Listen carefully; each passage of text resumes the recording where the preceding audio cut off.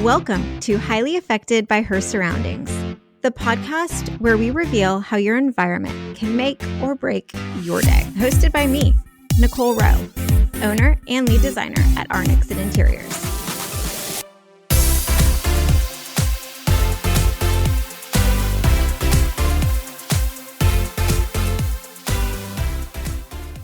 Welcome back to the podcast. We are recording live at KBIS here in Orlando, which makes today's conversation even more exciting. I am Nicole Rowe of Nixon Interiors, and I'm joined by someone whose work embodies confidence, polish, and what she loves to call livable glamour, Lisa Gilmore, founder and principal of Lisa Gilmore Design. Lisa and I first met briefly at Luann Live a few years ago in a parking lot, and I've admired how she has continued to refine and elevate her brand ever since. She's based in St. Petersburg, Florida, and Lisa leads a luxury interior design firm serving busy professionals in the Tampa Bay area, nationally and internationally. Her firm also partners with luxury builders to create distinctive and personality-driven homes. Lisa Gilmore Designs has been named an Architectural Digest leading Southwest Florida designer and a top 25 Florida firm by Design and Decor. And her work has been featured in Homes and Gardens UK, The Washington Post, Rue Magazine, and more. So today we are diving in to designing for authenticity and how to create spaces that reflect our personal brands. Lisa, welcome. And please, introduce yourself a little bit more. Yes, thank you for having me. So excited to be here. That was a pretty awesome intro. So Lisa Gilmore Design, I've been in business for 14 years and really started this business as a passion for interior design, and it just kept growing and multiplying. And here we are doing the dream every day. It really is a dream. And for us to be sitting here at KBIS with all of these amazing vendors, running into so many of our friends, this really is magical. Yeah. Okay. So for authentic design, when you hear someone saying that they design authentic design, what does that mean to you? For me, for myself designing authentic design, it's really about tapping into those personal stories. And, the phrase storytelling is so overused right now, but it truly is about that. And your home really is something that embodies that. And so to me, when someone is either designing for someone else or they're designing their own space authentically, it just means that you're going in deep with yourself, you're doing what you truly love, and you just don't really care about keeping up with your neighbors. And I love the going in deep part because I think that is what sometimes clients miss when they give us Pinterest photos. Yeah, absolutely. And they don't understand even fully what they're asking for in alignment with, financial expectations, timeline expectations, and all those things. So along with authentically designing comes authentic, real conversations. But I think that's true. I think you hit a good point, kind of with the budget and with everything. But how do you try to get your clients to really dive into themselves and figure out who they are?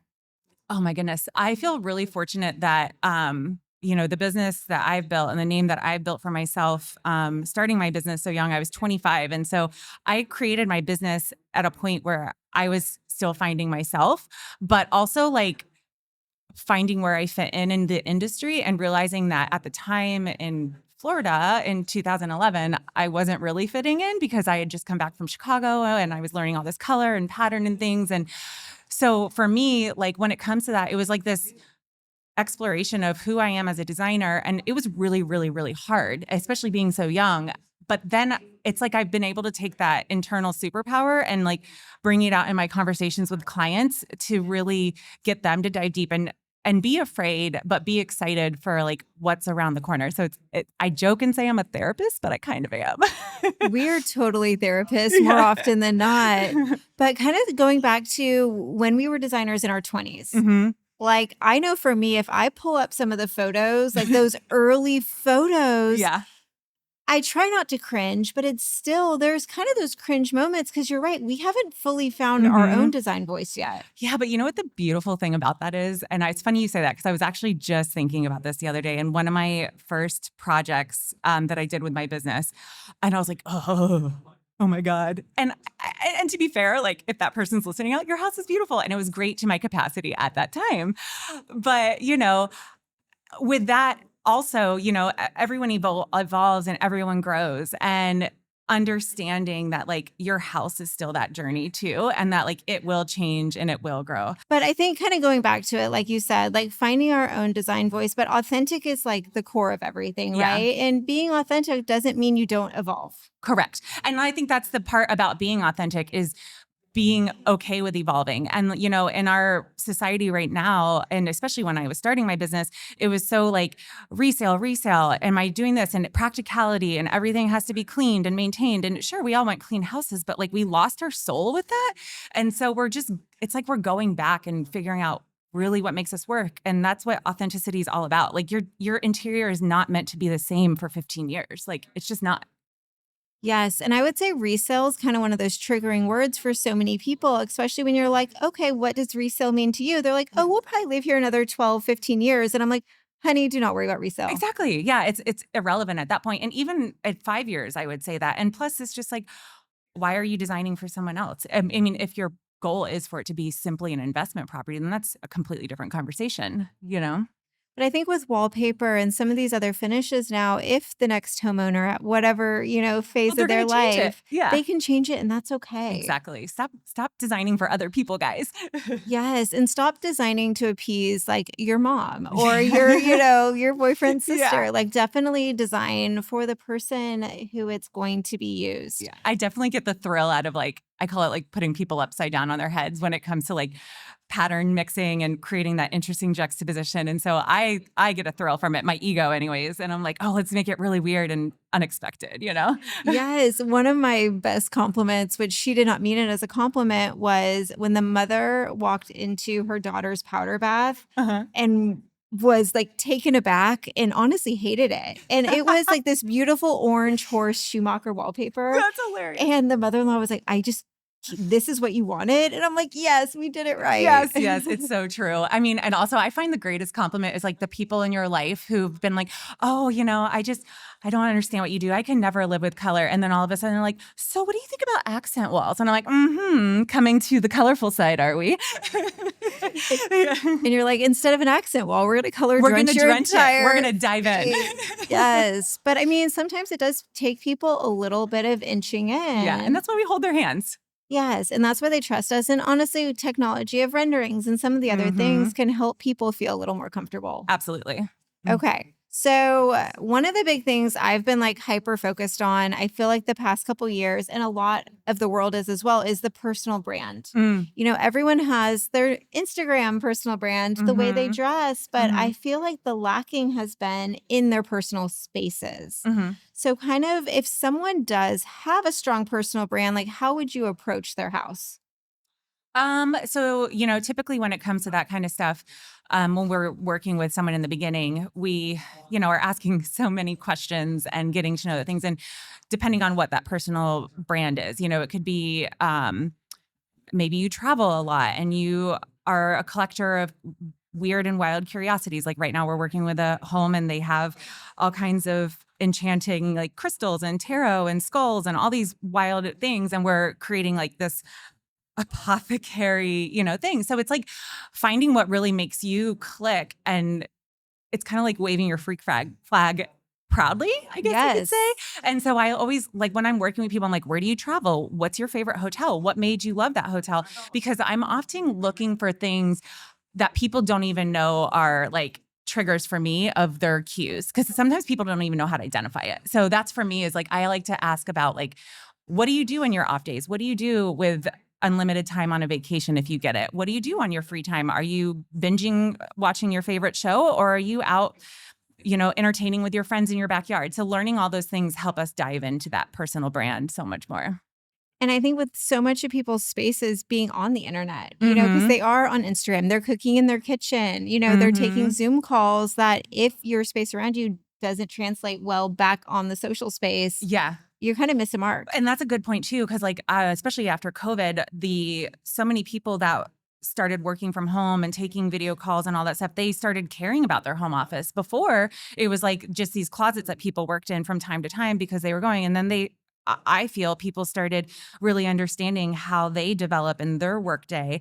And so it's funny how like all of a sudden we started getting these inquiries like, oh, I need a Zoomable room. I need a Zoom backdrop. And I'm like, oh my gosh, this is so interesting how like just this one little thing brought awareness to how they're showing up for their people. And I agree, because there's nothing more distracting than when people do like the faux background or like Mm. the blurred out, and then they like raise their hand and now they're like missing an No. arm. Now I'm like, oh, so what does it really look like? What are they trying to hide? I'm not even focusing on what they're saying. But I think it is true. And it's a missed opportunity to have, Yeah. something behind them that tells a story Yeah. or lets whoever is watching or talking to them like ask questions. Yeah, exactly. Or, let's say you have your own business and you have a space that is evolved to that brand. That's just going to give that person that's interviewing you just more credibility, more excitement, and just to see it all come together. Well, I think that goes kind of back to like the hotels. That Mm. is one of my favorite questions to ask people, Mhm. because hotels used to be designed for the masses. Right. They were always designed to make anyone who walked in feel at home and whatever. Right. But now the hotels are like getting very, very specific with their Mhm. design. Mm-hmm. Yeah. And it's interesting because I can tell a lot about a client just based on their favorite hotel. If the client's like, oh, the Ritz Paris or the Ace or whatever, you know what I mean? You can really tell a lot by what they're attracted to and what kind of branding they're attracted to, and also what kind of luxury touch points matter to them, that you can pull that into their interior in special ways to where you bring that joy every day rather than just on vacation mode. Yes, the number of times I've heard Ritz Paris and the marble that covers every inch of those bathrooms Yeah. as inspiration. But I think you're right. I think being able to pull those moments of joy from vacation into their own home, Mm-hmm. and it doesn't mean it's the same wallpaper, the same tile, but No. it's the Yeah. same The feeling. feeling, yeah, exactly. And I like to tell people too, like when they're traveling, like find weird things. Let's do stuff. Like I love framing scarves or like postcards. Like I love doing gallery walls of postcards with like notes of like it's like your journal entry for your wall, or coasters. I use coasters from different restaurants that I travel, and it's like such a conversation piece that is layered in your house, and those are things that just they don't even cost money. They just are your experiences. Yes, for me, it's matchbooks. That's a good one. I love a good matchbook, and I will grab multiple matchbooks if they're, Yeah. awesome enough.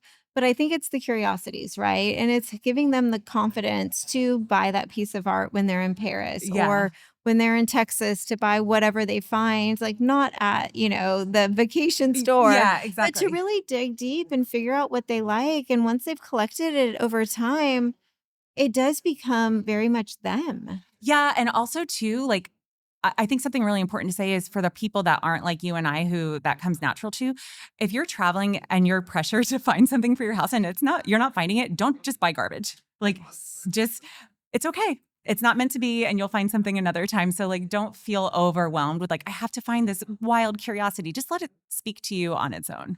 Yes. So I interviewed Sarah Lyon, I the love her. writer, a few weeks ago, and she said, always do that second lap. Mhm. You may not have found it the first lap, but Second that lap. second lap, but then if you don't find anything, like, yes, it took 30 minutes to get there or Yeah. whatever it is, but it's really not that big a deal. No, she is a thrifting queen. Oh my gosh, I'm so excited for her book. Yes. But I mean, I think that gives more people permission, right? To Yeah. go into that random store or go to that market and start, art fairs. The art fairs are a really easy way to start that. Absolutely. And it's also so important too to mention like what we were talking about with like influencers and social media and trends.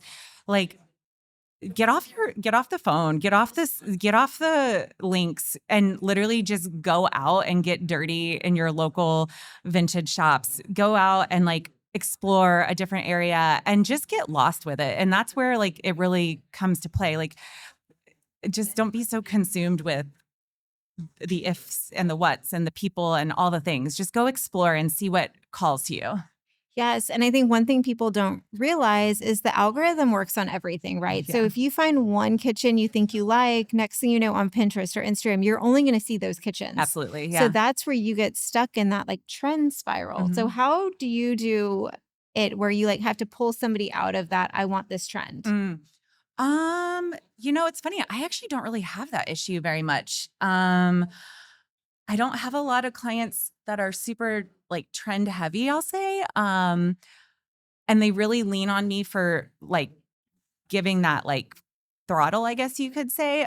For me, it's always about that edit, because Yeah. like I think it's as designers, we get super excited. And so, when I'm doing a design, I kind of like what Sarah was saying, that second lap. I lay everything out on the floor and it's that second like run through of like, is this pushing it? And usually it's a gut instinct, like, okay, Lisa, that's ridiculous. Like that doesn't work. Pull it out, But even like kind of our rule, and my kids know this rule, is like everything needs to have something that makes people question, like, why the F is that Oh there? yeah.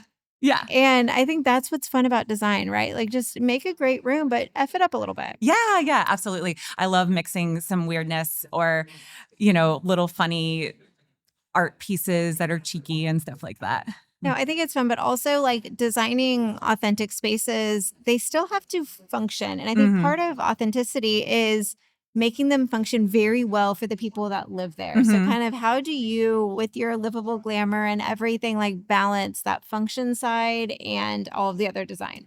So that's such a good question. So, when I'm designing, I'm obviously starting like from a very aesthetic perspective. And I do care very much about the people who live in the space and how they're going to respond every day. And so, honestly, it's a mixture of relying on my team for feedback because they all have different families of different types and kids of different ages, boys and girls, sports, and all these different things.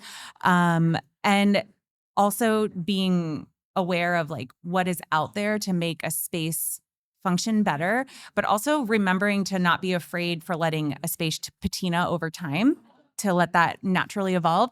And then lastly, like I'm really good at staying in my lane. And so I am not ever going to be the type of designer that's like, I'm going to design your kitchen in and out because I'm not personally really good at organizing. And so I will design the kitchen, I'll design the layout, I'll design, colors.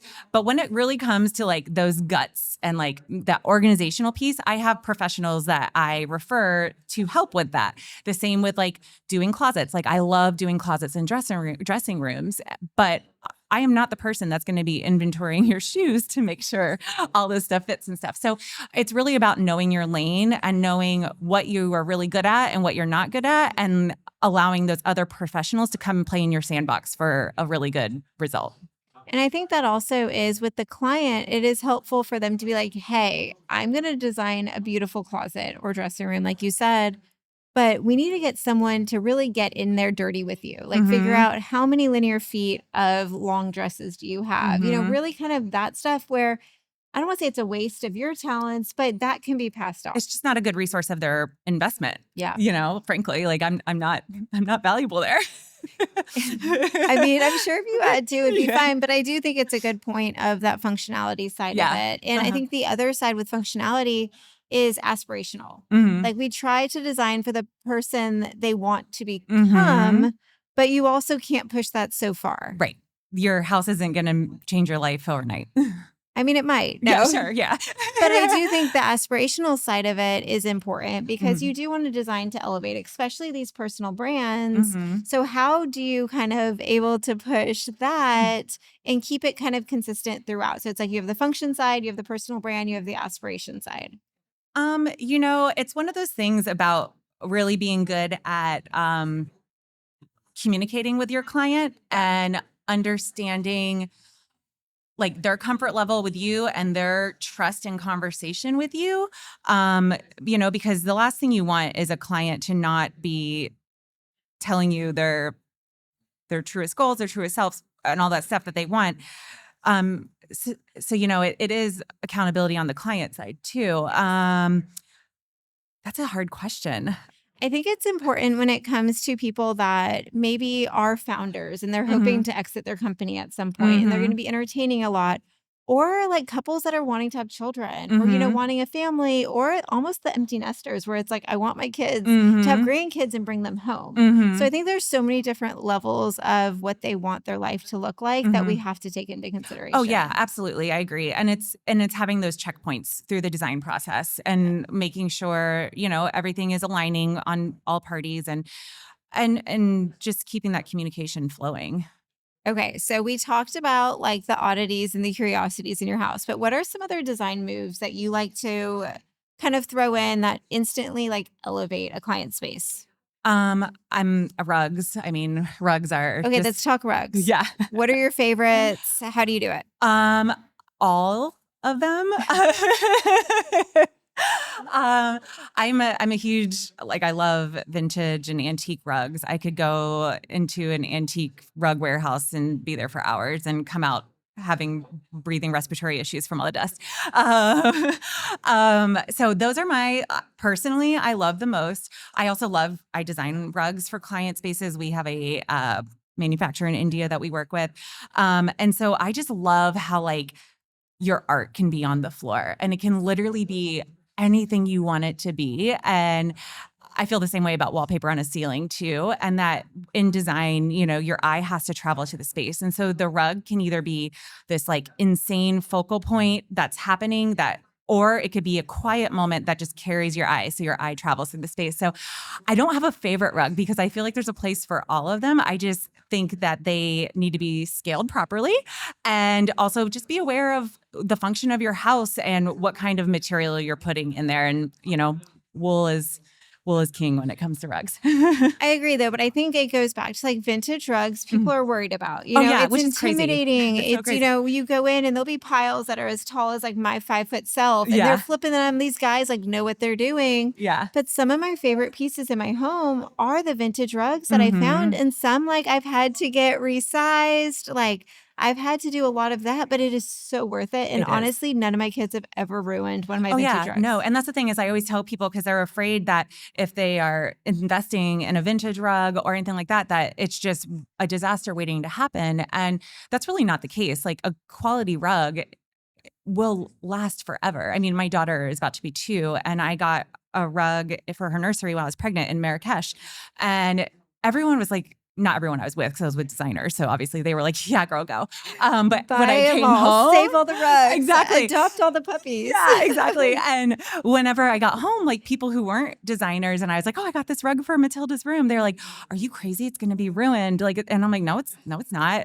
And it hasn't been. And it's because I get it cleaned once a year. I have all these things. And you can live on it if it's good quality and it's lamb's wool or whatever it might be. Like there's so much longevity there. Sorry, I could go on a rug tangent forever. No, but I do think it's an interesting conversation of how you talked about the rug and then you talked about the wallpaper, because I do think when people walk into a room, you don't want to instantly overwhelm, but you want them to almost have that different experience each time they walk in. It's like watching a movie for the second time, right? You notice different things make you laugh. Yeah. But I think with the rug and wallpaper on the ceiling, you kind of get that sandwich of everything else is going to be cool if your foundations are solid. Yeah, absolutely. And it's like prepping your base with your makeup, you know what I mean? And like putting all your serums on and stuff so you perform better. And the same goes for your paint, your rugs, and all those applications. Yes. Okay, so we're going to do a quick little ad break, but AJ Madison Pro is the industry trusted appliance source for professionals who need fast, reliable access to top brands. Backed by nationwide shipping and a powerful logistics network, delivery is precise and dependable. With over 150 premium brands, including Sub-Zero, Wolf, Cove, Miele, Viking, Thermador, and more, AJ Madison Pro is your single source for appliance specification. Qualified builders and architects can save up to 15% on luxury brands through exclusive trade programs with registration handled for you. AJ Madison Pro, smarter appliance sourcing starts at AJ Madison-Pro. Okay, so we went from rugs, quick little ad break for appliances, but I think the appliance thing is also really interesting because that used to go from, they could go in and pick one of a few things, but now between like technology and the offerings and bless everyone, I love a paneled appliance, I think that world has opened up really dramatically. Yeah, I mean, just kitchens in general have changed so much in the past few years, and like people are embracing like furniture pieces in their kitchen, which I think is super cool. I am not a cook. My husband is. So, we're currently renovating our 1928 Craftsman right now and picking appliances and stuff. And I'm like, well, does it heat up? Let's use it. But he's like, well, it does this, it does that. And there's so much to learn when it comes to appliances. Okay, so we've been talking about designing authentic spaces for everyone else, but you're renovating your house, which everyone knows I just finished renovating a chunk of my house. Uh-huh. We're at that like 95% punch list situation. Uh-huh. But tell me, like, what were your priorities? How did you start? Is the scope the entire house? What does this look like? Oh man, it is a circus. So we purchased a 1928 Craftsman bungalow. Super excited. It's in our neighborhood. We've been renting in for 6 years, and I've been just waiting for the opportunity for the perfect house to open up because I knew I wanted to stay in this neighborhood that we're in, and it did. And my wallpaper installer lives across the street, which is so cool. He's the one that alerted me about the house. So my initial plan was to move in dated. I was going to move in with the house had been renovated in the 70s and that was it. Everything else is original, 1920s, everything. And so I was like, let's move in dated. My biggest advice to tell clients is like, let home speak to you, feel how you want to live in it. And let's be real, like we own businesses. I have a 21-month-old daughter. Like a renovation was not on my bingo card. Well, it turns out it had mold and leaks and a whole piping system that needed to be redone to the city and knob and tube electric and all this stuff that had to happen. And I still bought it, which I'm like, why did I do that? That's a very designer reaction. Like, I'm still going to buy it. Exactly. So there was definitely like a little bit of a mental breakdown and after that of what did I do? So right now we honestly are like really finishing up the thick of the guts of it, the not pretty stuff. So like we just passed our plumbing inspection and we have electrical coming. And I'll be honest, it's been really hard. It's been hard designing for myself. It's been hard because I wasn't planning to, which also was really eye-opening for like being in Tampa Bay where, you know, the hurricanes happened or I've had clients who have suffered from fires. It really, while I didn't have a tragedy, it was an unexpected plot twist. And so it really has opened my eyes to that emotional side of the project and prioritizing. And so honestly, I've redesigned it about 3 or 4 times. I finally put our deposit in our cabinets the other day.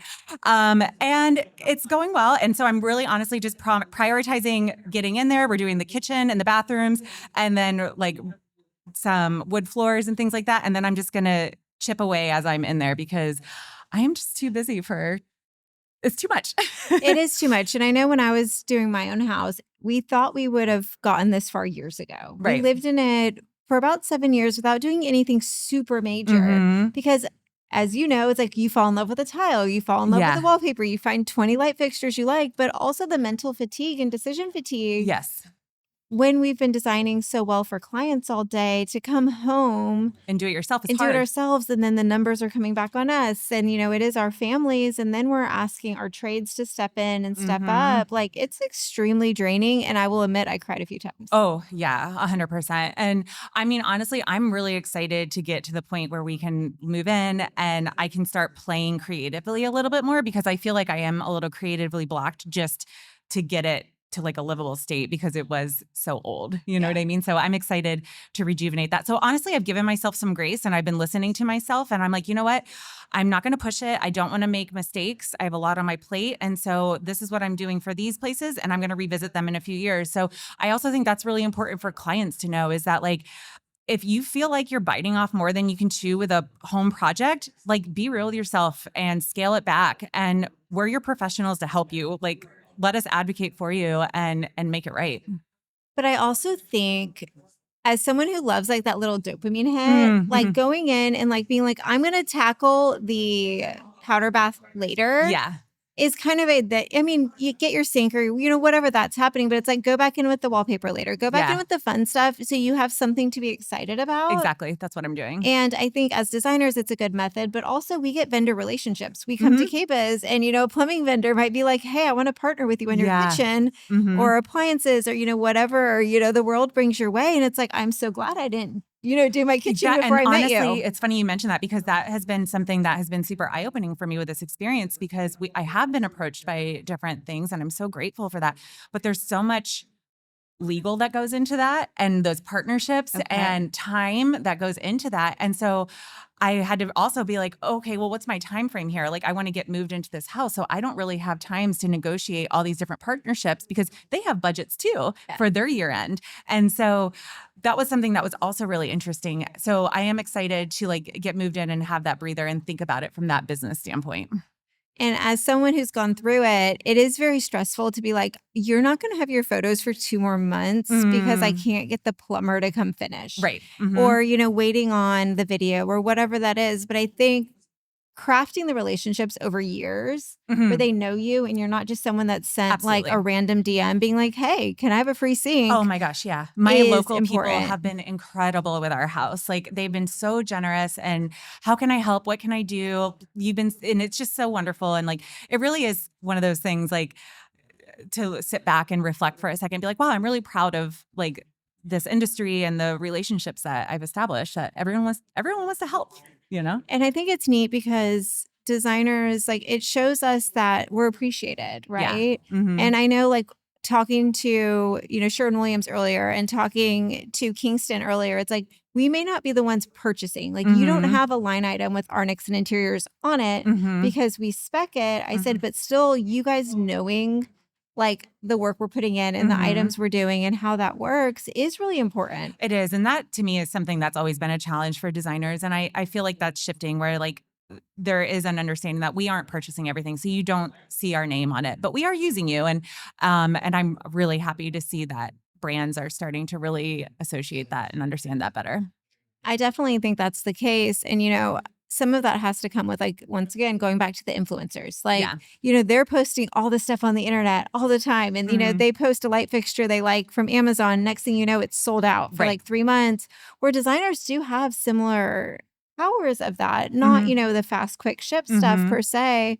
But we do post, a pretty pink bathroom. And next thing you know, there's probably 40 people who have used that paint color because they know Mhm. that we trusted it. Right. Exactly. So I think that's kind of an interesting way with, once again, authentic. We're saying pick your own paint, but on the other end, like allowing designers to kind of help steer the ship. Yeah, and I think there's something really great to be said about being authentic with yourself to know when you can't handle it all and when you are in a roadblock. And so like being authentic to hire a designer and say, you know what, like I work really hard and I want to enjoy my house and I want to authentically live here and this is out of my wheelhouse and I need help. And there's so many designers out there. Yes. No, I think so. And I think also, we're talking about authentic design, but there are so many designers. And Mhm. yes, I would love if, that one perfect client picked me, but that's not always the case. They Mhm. may find someone who is a better fit, Mhm. especially in Florida. There's so many different styles and Mhm. types of designers. And I think taking the time to pick the right designer or Mhm. the right design firm is important too. 100% agree because there's so many different types of design firms, aesthetics, but also just the way that the companies are built. Like if you have a project manager or not, or are you going to be working with a principal or a junior designer? So all those things and knowing what kind of designer you want to work with to deliver your authenticity is important.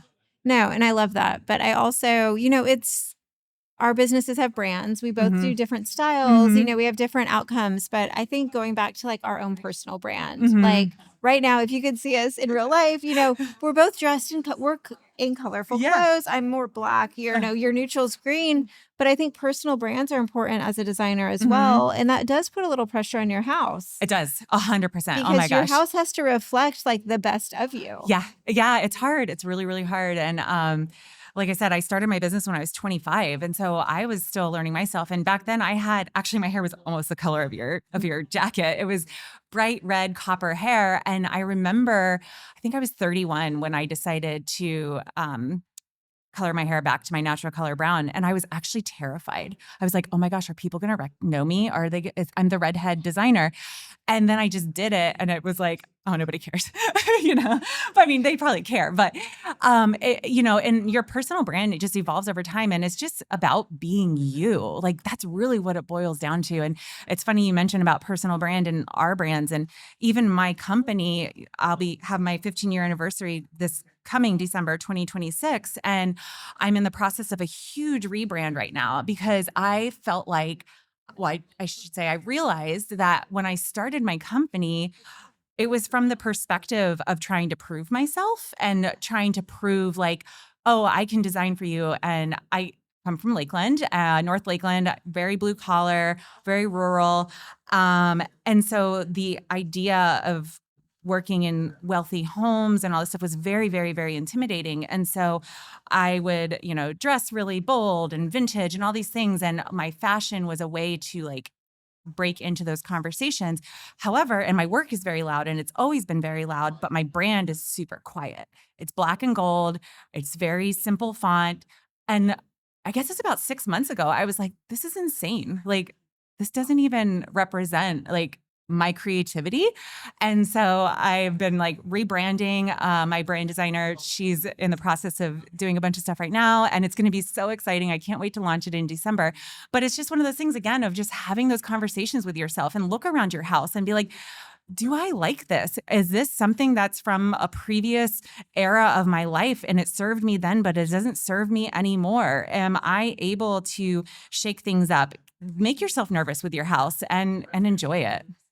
And don't be afraid to like move stuff around or Oh my get rid of gosh. stuff. Like, I Yeah. think that's a lot of it too, especially with renovating, or if you're not renovating. Mhm. It's like I took all the art off my walls when we painted, Mhm. thinking I originally told the painters, leave the screws. I'm just going to Put it right back. put it right back. Uh-huh. And then I was like, wait a second. Yeah. Like, some of this has been hung for 7 years. Like, Yeah. let's move some shit around. And it feels so good, Like, right? and I love it. Yeah. It's brought me so much joy, and it's pieces I've had. So it wasn't like I Mhm. started from scratch. So I think it's giving yourself permission to whether rebrand your company. Mhm. I don't suggest changing the name if you No. Oh, are. no, That no, is no. so challenging with Yeah, no. everything via Google and internet. Oh But no. but I The think name is big. but allowing everything to evolve with you, I think is Yeah. really special. Yeah, I do too. And like you said about, your house and hanging art and stuff, and it's just like getting dressed, you could buy a great bag one year and not have it in your closet and maybe not use it. And then like 2 years later, you take it out and you're like, oh my gosh, I love this again.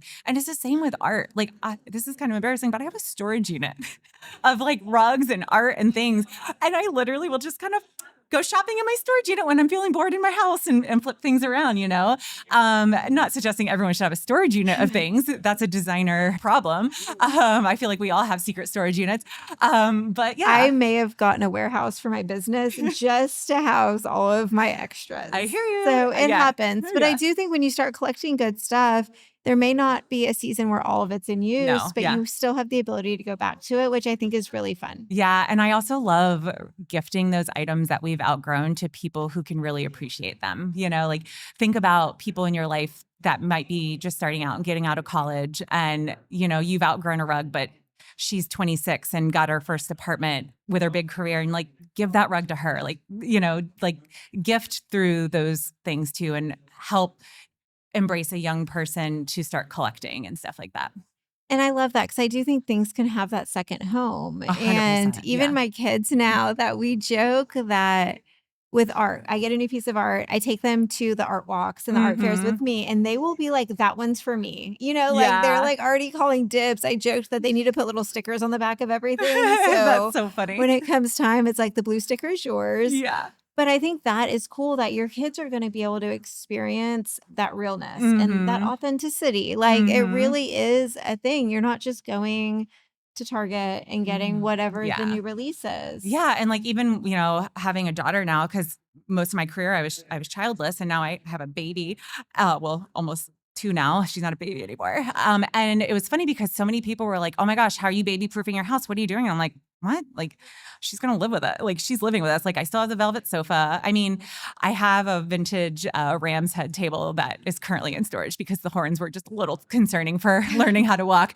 But, you allow your kids to grow up in your space. As someone who doesn't have daughters and has boys, we had to pivot a little differently for a while. I've heard that's different. Yeah. It's a little different, when they decide they can do backflips off the sofa and flip side tables. But Yeah. I do say now that we've like renovated upstairs, they appreciate it. Like Mhm. 3 of them appreciate it. Uh-huh. Like that fourth still just doesn't care. But it is, I see them putting their stuff in the drawers. Yeah. I see them putting the stuff back on the counter. They Mhm. like looking at the art. And that is something that they will remember forever. Absolutely. Yeah. So definitely, I think an authentic space is a space that's a core memory for everyone involved. Absolutely. Yeah. Could not Okay. agree more. Well, that was super, super just fun. And honestly, the most distracting podcast recording. Like I've recorded with kids in the room, I've recorded with dogs in the room, but we've had no less than 100 people come by and wave and take photos. This has been really hard, guys. So we are like but fun. hyper focused at the moment, like in the worst way possible. But This conversation was so great. Being at KBIS and, having the AJ Madison Pros sponsor this, having KBIS invite us to do this. I know you're cool. speaking on a stage later, Mhm. but honestly, tell everybody how they can find you, where they can follow. Her Instagram is super fun. Yeah. My Instagram is my name, Lisa Gilmore Design. And we have our website. I am speaking tomorrow here at KBIS at the Luxury Lounge about bold color. And a few other things coming up. We're always posting and sharing where I'll be doing things next. Yes. Well, this was so great. And like always, please, please, please listen to some past episodes. The Sarah Lyon one was super great. If you liked our chats about vintage, this was awesome. It was Thank you amazing. so much. Yeah, thank you. Thank you so much for tuning in to this episode of Highly Affected by Her Surroundings. I truly appreciate you taking the time to join us today. If you enjoyed the show, be sure to subscribe so you never miss an episode. And if you have a moment, please rate and review the podcast. It helps others discover the show, and I'd love to hear your thoughts. For more behind-the-scenes content and design inspiration, follow us on social media. You can find me, Nicole, at Arnixon Interiors, and the podcast at Highly Affected by Her Surrounding. We'll be sharing updates, sneak peeks, and exclusive offers you won't want to miss. Plus, if you want a recap or more details from today's episode, you can find the show notes at arnixoninteriors.com under the Highly Affected by Her Surroundings tab. Once again, thank you for your support, and I can't wait to connect with you on social. See you next time.